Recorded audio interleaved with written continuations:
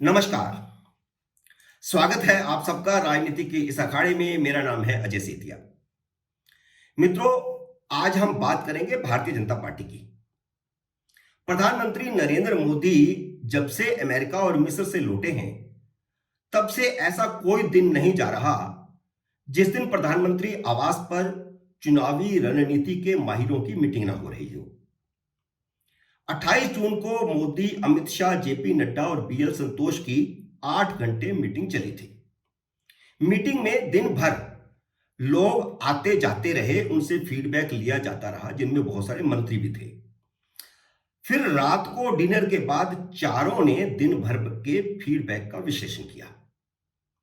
वैसी ही एक मीटिंग 8 जुलाई को फिर हो गई। लोग हैरान हैं कि इतनी लंबी लंबी मीटिंगों में हो क्या रहा है। ऐसे क्या निर्णय लिए जा रहे हैं कि एक हफ्ते में दो दो बार लंबी लंबी मीटिंगें हो रही हैं, 8-8 घंटे की। तो आज इस वीडियो में मैं कुछ खुलासा करने जा रहा हूं कि इन मीटिंगों में चल क्या रहा है, क्या फैसले हुए हैं, क्या फैसले होने वाले हैं, क्या रणनीति बन रही है। भारतीय जनता पार्टी के नेतृत्व के सामने 4 मुख्य मुद्दे हैं। उन चारों मुद्दों पर चर्चाएं जारी हैं। पहला मुद्दा है लोकसभा चुनावों से पहले संगठनात्मक बदलावों का। जिन पर फैसला हो रहा है उन्हें तुरंत लागू किया जा रहा है। कुछ फैसले करने के बाद भी रोके जा रहे हैं, उन पर भी बाद में अनाउंसमेंट कर दिया जाएगा। जैसे 4 राज्यों के अध्यक्ष बदले गए हैं और 4 और राज्यों के भी बदले जाने हैं। राष्ट्रीय टीम में भी जल्द बदलाव होगा, कुछ नए प्रकोष्ठ भी खोले जाएंगे। जब अमित शाह भाजपा के अध्यक्ष बने थे तो सारे प्रकोष्ठ करीब करीब भंग कर दिए गए थे, खत्म कर दिए गए थे। उनमें से कुछ को दोबारा से रिवाइव किया जाएगा। दूसरा मुद्दा है मंत्रिमंडल में फेरबदल का। कुछ मंत्रियों को मंत्री पद से हटाकर संगठन में भेजा जाएगा। कुछ ऐसे मंत्री हैं जो चुनावों के समय बहुत बढ़िया संगठनकर्ता, मैनेजमेंट करने वाले साबित होते हैं, तो उनको अब संगठन में भेज दिया जाएगा ताकि वो कुछ जो महीने रह गए हैं उसमें अपनी तैयारी उस ढंग से कर सकें। तीसरा मुद्दा है 5 राज्यों के चुनावों का जो सिर पर आ गए हैं। दिसंबर में चुनाव होने हैं। इन चुनावों की रणनीति पर विचार हो रहा है। प्रधानमंत्री नरेंद्र मोदी ने पिछले 10 दिनों में चुनाव वाले सभी राज्यों का दौरा किया है।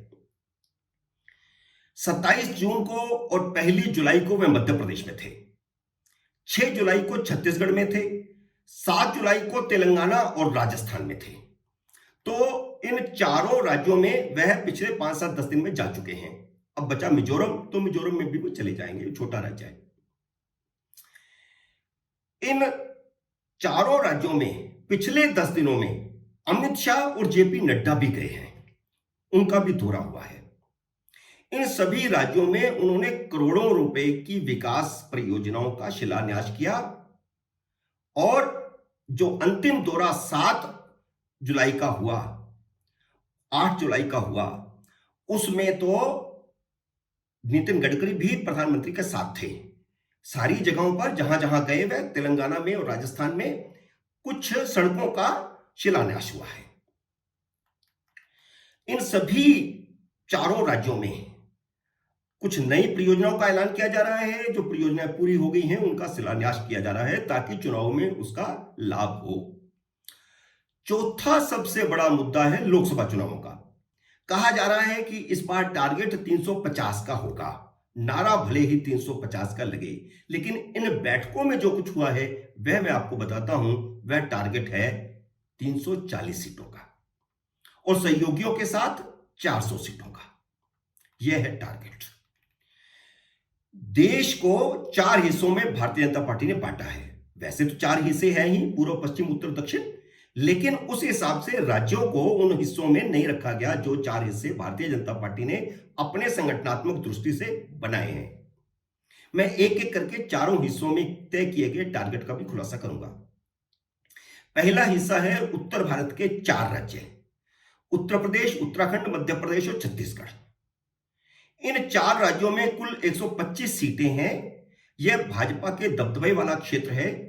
पिछली बार भारतीय जनता पार्टी ने खुद 104 सीटें जीती थी, 2 सीटें उसके सहयोगी भी जीते थे। मध्य प्रदेश, छत्तीसगढ़ और उत्तराखंड का आंकड़ा बरकरार रखने और उत्तर प्रदेश में कम से कम 10 सीटें बढ़ाने का टारगेट है। मध्य प्रदेश और छत्तीसगढ़ में भाजपा पिछली बार एक एक सीट ही हारी थी और उत्तराखंड में 5 सीटें जीती थी।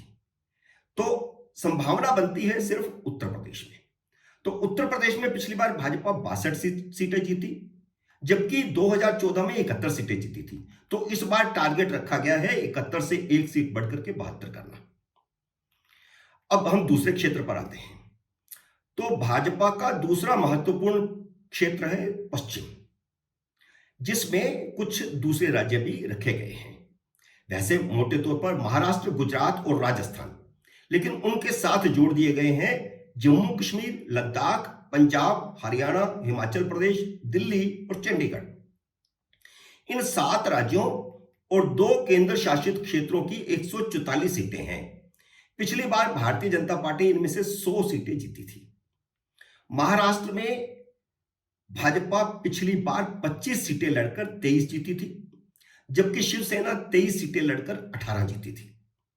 इस बार शिंदे की शिवसेना के साथ साथ अजीत पवार और आरएसपी को भी सीटें देनी पड़ेगी। तो संभवतः भारतीय जनता पार्टी इस बार भी 25 सीटों पर ही चुनाव लड़ेगी, लेकिन टारगेट सभी 25 सीटें निकालने का है। पंजाब में पिछली बार भारतीय जनता पार्टी और अकाली दल का गठबंधन था। उस गठबंधन में भाजपा हमेशा 3 सीटें लड़ा करती थी, अकाली दल 10 लड़ा करते थे। भाजपा 3 जीत जाया करती थी, लेकिन पिछली बार 2 सीटें जीती थी।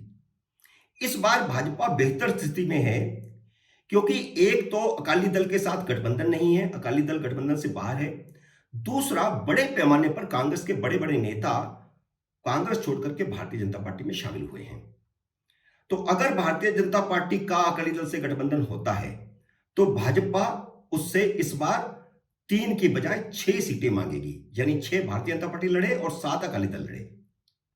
और अगर गठबंधन नहीं होता है तो भाजपा सभी 13 सीटों पर चुनाव लड़ेगी।